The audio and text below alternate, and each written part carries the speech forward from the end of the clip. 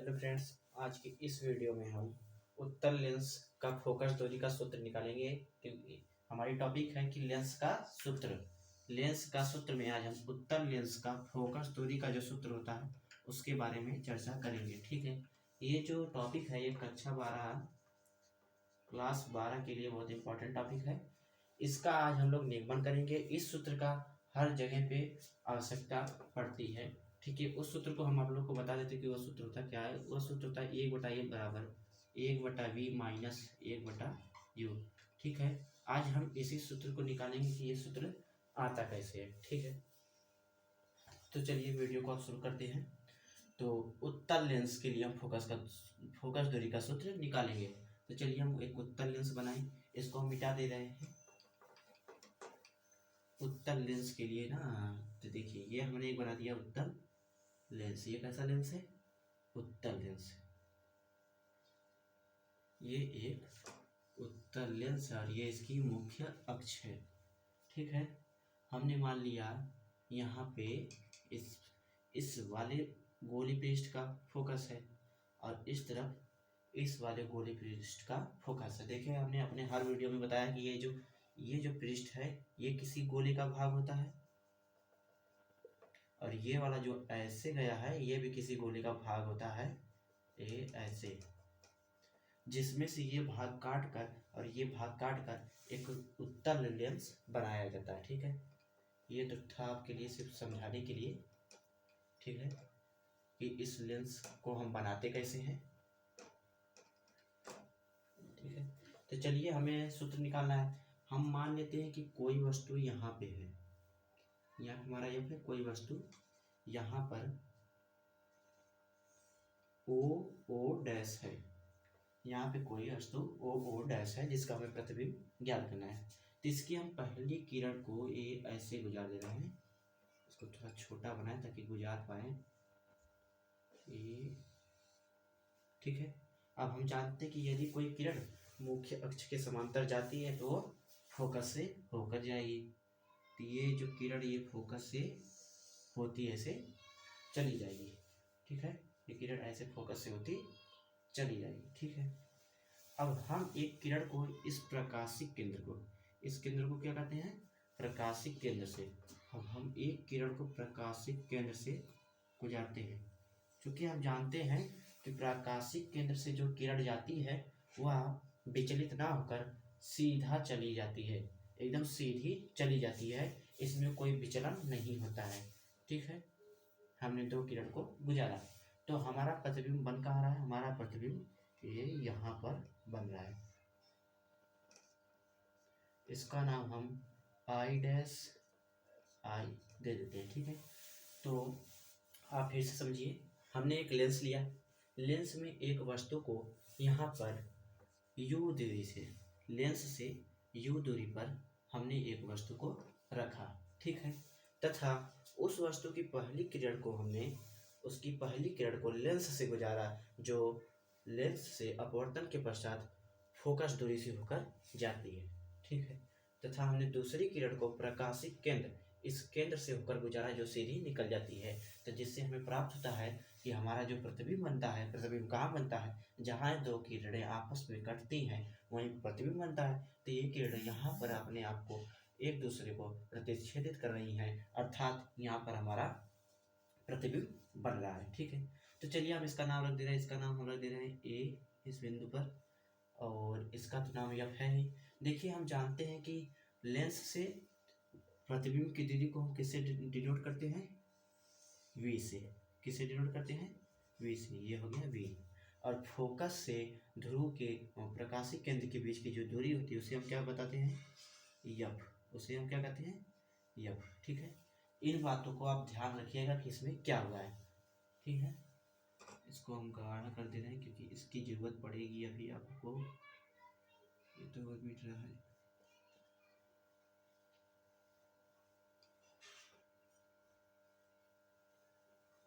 चलिए ठीक है, तो इसमें देखिए कुछ त्रिभुज बन रहे हैं। एक त्रिभुज बन रहा है ओ सी।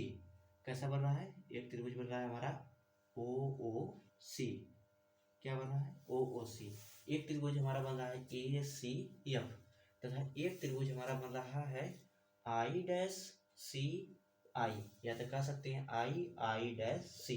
एक त्रिभुज हमारा ये बन रहा है हमारा, और एक त्रिभुज क्या बन रहा है आई डैश आई एफ। देखिए एक त्रिभुज ये है, एक त्रिभुज ये है, एक त्रिभुज ये बन रहा है, एक त्रिभुज ये है। हम इस जो हमारा फार्मूला है, सूत्र है, उसको हम त्रिभुज की समरूपता के आधार पर निकालेंगे कि त्रिभुज में कौन सा समरूप है, किस कार्य समरूप है। देखिए हम आपको बताएं कि देखिए ओ ओ डैश सी, कौन सा त्रिभुज ओ ओ डैश सी, तथा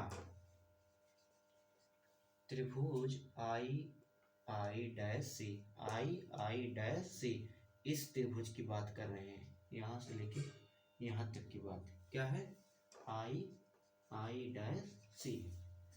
ठीक है, तो ये त्रिभुज आपस में समरूप है। अभी हम आपको बताएंगे कि समरूप कैसे है।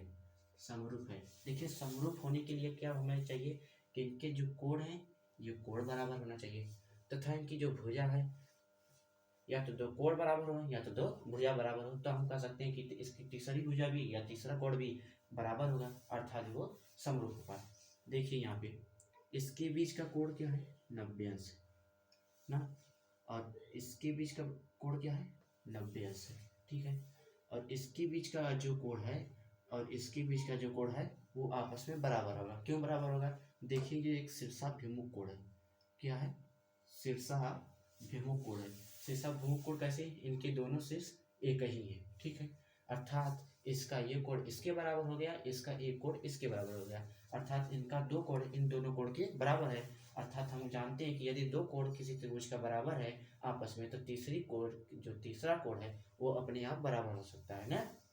अर्थात चूंकि समरूप क्यों है, चूंकि हम लिख सकते हैं ओ सी ओ डैश, ओ सी ओ डैश, ओ सी ओ डैश कोण बराबर है किसके, आई आई डैश सी, आई चल जा आई आई डैश सी, तथा और क्या बराबर है ओ डैश ओ सी, ओ ओ डैश सी बराबर है हमारा किसके, आई आई डैश सी के, आई आई डैश सी के। देखिए त्रिभुज ये जो कोण होता है इसको बीच में रखते हैं, अर्थात हमने यहाँ पे रखेंगे आई सी आई डैश। ठीक है, इस कारण ये समरूप है क्योंकि इसकी दो भुजा इसकी दो भुजा के बराबर है, इसका दो कोण इसके दो कोण के बराबर है। ठीक है, अब इस बात को हम नहीं लिखते हैं, सिर्फ हमने आपको जानकारी के लिए बताया। ठीक ऐसी कंडीशन तो ओ डैश आई डैश समरूप है, तो हम जानते हैं समानुपातिक नियम के अनुसार, समानुपातिक के नियमानुसार क्या होता है कि यदि दो त्रिभुज समरूप है तो इनकी दोनों दो भुजाएं आपस में बराबर होती हैं। देखिए इसमें क्या है ओ O dash I I dash के बराबर होगा, अर्थात हम लिख सकते हैं ओ O dash upon I I dash. देखिए इस प्रकार से लिखा जाता है समरूपता को दर्शाने के लिए। ठीक है, बराबर इसकी ये जो भुजाएं क्या है ओ सी, जो ओ सी है वो बराबर होगी सी से लेके आई तक, यानी कि सी आई डैश। इसको हम समीकरण नंबर 1 मान लेते हैं, इसको हम समीकरण नंबर 1 मान लें। ठीक है, अब हम बात करेंगे त्रिभुज इसकी, त्रिभुज ए सी एफ की, त्रिभुज ए सी एफ, तथा अब त्रिभुज यहाँ से यहाँ तक की बात किया था हमने। अब की बारी हम त्रिभुज आई आई डैश एफ यानी कि इस छोटे वाले त्रिभुज की बात करेंगे। ठीक है, तो आई आई डैश एफ समरूप है। अभी बता रहे हैं कैसे समरूप है। देखिए इनके बीच का ये जो कोण है, ये कोण शीर्षाभिमुख कोण है कि नहीं शीर्षाभिमुख कोण। जब हम जानते हैं कि ये शीर्षाभिमुख कोण तथा ये कोण इस कोण के बराबर होगा, तथा ये जो कोण है ये 90 अंश का है और ये कोण जो है 90 अंश का, अर्थात ये भी इसके समरूप है ना।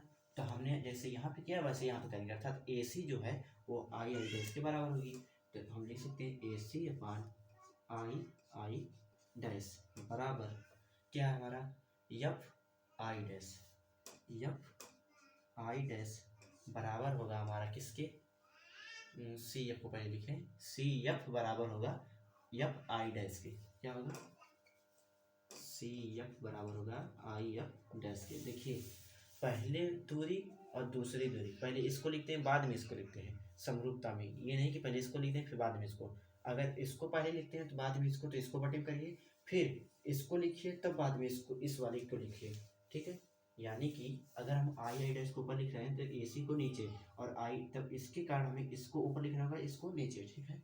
इसको हम मान ले रहे हैं समीकरण नंबर 2। देखिए ये जो ओ ओ डैश है वो ए सी के बराबर है। क्यों बराबर है? ये दोनों एक दूसरे के लंबवत एक ही अक्ष पे एक ही दूरी पर लंबी ऊंचाई पर है, ठीक है। ओ ओ डैश और ए सी बराबर है, लिख सकते हैं चूंकि ओ ओ डैश बराबर क्या है ए सी, तो हमारा क्या हो जा रहा है ओ ओ डैश, ए सी की जगह क्या रखेंगे ओ ओ डैश बराबर आई आई डैश बराबर C F I F dash, लिख सकते हैं। इसको हम मान लेते हैं समीकरण नंबर 3, ठीक है।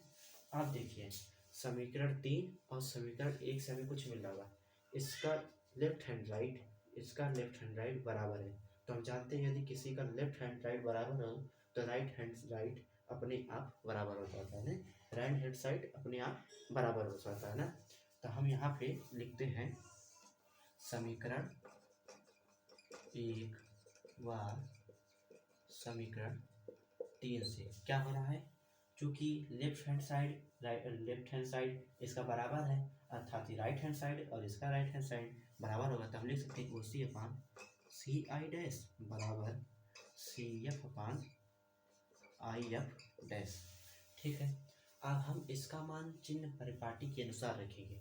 देखिए ओ सी क्या है, ओ और सी, ओ और सी के बीच की दूरी को हमने क्या बताया यू है, क्या है यू, तो इसकी जगह हम क्या रखेंगे यू, क्योंकि हम जानते हैं यू क्या होता है, बाएं तरफ की दूरी क्या होती है माइनस में, ये क्या होगा माइनस, यू हमारा क्या होगा माइनस बटे सी आई डैश, सी से लेकर प्रतिबिंब आई डैश के बीच की दूरी, यहाँ से लेके यहाँ तक की क्या दूरी हमने लिया है वी, प्रतिबिंब की दूरी है, प्रतिबिंब की दूरी को हम क्या लेते हैं वी, ये इस तरफ है इस कारण ये पॉजिटिव होगी, ठीक है, बराबर सी और यफ, प्रकाशीय केंद्र तथा यफ के बीच की दूरी को हम क्या कहते हैं यफ, यानी फोकस दूरी, हमारी फोकस दूरी क्या है यफ है। अब देखिए हमें निकालना है आई एफ डैश, आई एफ डैश कहाँ पे है, आई डैश और एफ डैश, हमें ये दूरी निकालनी है, क्योंकि हमें ज्ञात है ही नहीं वो दूरी, तो उस दूरी को हम निकालेंगे कैसे। देखिए हल्का सा दिमाग लगाइए, यहाँ से लेके यहाँ तक की दूरी क्या है वी है, और यहाँ से यहाँ तक की दूरी क्या है यफ, ठीक है। यदि हम इस दूरी को इसमें से घटा दें तो ये दूरी मिल जाएगी, इस दूरी में से यहाँ से लेके यहाँ तक की दूरी घटा दें तो ये दूरी मिल जाएगी, अर्थात हम v में से यफ को घटाएंगे तो ये मिल जाएगा, तो इसका मान क्या होगा v माइनस यफ, तो हम सी आई डैश की जगह पे हम क्या लिखेंगे, ओ सॉरी आई डैश यफ की जगह पे हम क्या रखेंगे v minus you, v minus you नहीं यफ है सॉरी। अब क्या करना है, इसका गुणा इधर कर दीजिए, इसका गुणा इधर, तो क्या हो जाएगा माइनस यू कोष्टक में v माइनस यफ बराबर v यफ, ठीक है। अंतर गुणा कर दीजिए, ये u है तो क्या हो जाएगा u v plus F u, plus क्यों माइनस माइनस प्लस और ये माइनस बराबर v यफ। अब हमें क्या करना है कि दोनों पक्षों में यू वी एफ से भाग देने पर, यू वी एफ से क्या करेंगे हम भाग करेंगे, ये भाग करते हैं हम, चल नहीं रही है, चलिए हम भाग कर दे रहे हैं, यू है वी है बटे क्या करेंगे you V F plus F you है बटे क्या करेंगे यू वी एफ बराबर क्या है वी एफ बटे क्या करेंगे यू वी एफ। देखिए हमने कुछ नहीं किया है, ये जो हमें मिला था मान इसमें हमने यू वी एफ से भाग कर दिया है। देखिए माइनस यू वी में हम यू वी एफ से भाग दिए, एफ यू में भी यू वी एफ से भाग दिए, वी एफ में भी यू वी एफ से भाग दिए, ठीक है। अब देखिए यहाँ पे कुछ कट रहा होगा, ये क्या है u है और ये क्या है v, तो u v से u v कट गया, बचा क्या माइनस एक बटा एफ, 1/f, और ये क्या है एफ यू, एफ कट गया यू कट गया, एफ कट गया यू कट गया, क्या बचा हमारा 1/v बराबर है, v कट गया एफ, v से v, एफ से एफ कट गया, क्या बचा u, 1/u। ठीक है, हमें ये ज्ञात करना है 1/f बराबर 1/v माइनस 1/u, अर्थात हमें इसको पॉजिटिव करना है, तो इसको हम उस तरफ भेज रहे हैं, तो क्या हो जाएगा 1/v, इसको इस तरफ लाएंगे तो क्या हो जाएगा माइनस में, u बराबर 1/f। इस सूत्र को ही हम लेंस का, उत्तम लेंस का सूत्र कहते हैं, जो हमने आपको पहले बता दिया था, उसका हमने मैथमेटिक्स से निगमन कर दिया। ठीक है, यही हमारा मेन फार्मूला है। इस फार्मूले को आप याद रखिएगा, इसको हम ऐसे लिख दें ताकि आप लोगों को समझ में आए, लोग कन्फ्यूजन में हो जाएंगे। 1/v minus 1/u। ठीक है, इसमें कुछ किए नहीं गया है, सिर्फ समरूपता के आधार पर किया गया है कि ये वाला त्रिभुज इस इतने बड़े त्रिभुज के बराबर है, तो इसके समरूप होने के कारण इसके जो एक भुजा है वह भुजा उसके दूसरी भुजा इसके भुजा के बराबर है, तथा ये वाली भुजा इस वाली भुजा के बराबर है। ऐसे करते हुए समरूपता का लगाते हुए हमने ऐसे ऐसे काम किया है, जिस कारण हमें बाद में 1/f बराबर 1/v माइनस 1/u मिल गया है। ठीक है, कहीं भी आपको डाउट हो तो आप हमें कमेंट में बता सकते हैं, हम उस डाउट को नेक्स्ट वीडियो में क्लियर कर देंगे। ओके, एक बार इसको आप अपने से करिएगा, वीडियो को रोक रोक कर देख कर आराम से करिएगा, आपको सब समझ में आ जाएगा।